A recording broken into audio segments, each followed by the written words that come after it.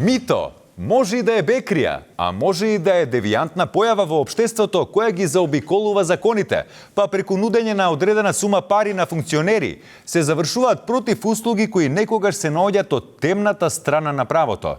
Но да не го тупа многу, затоа тука си имаме и новинар, Јели Салфета.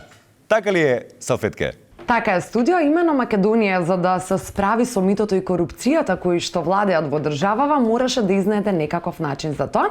Еден од начините е Бирото за спречување на мито и... Не. Извини, само за мито и корупција. Мене тоа исто мисля.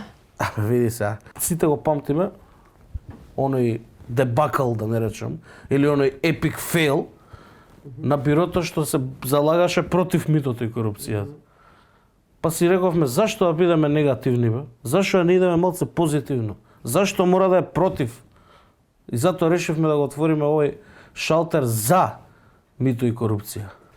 Да ми да објасните? Зашто да идеш бе по катастари, градежни парцели, доктори, па школа, па детево кец добило? Зашто да шеташ? Кога можеш на едно место се да се заврши да се распоредат парите систематски на сите установи каде што ти си член. Младен? Дај тоа кешот. Ај кажи шо е ова? Ова се 300 евра за Јонче од Струмица за операција. Фала ти, слободен си.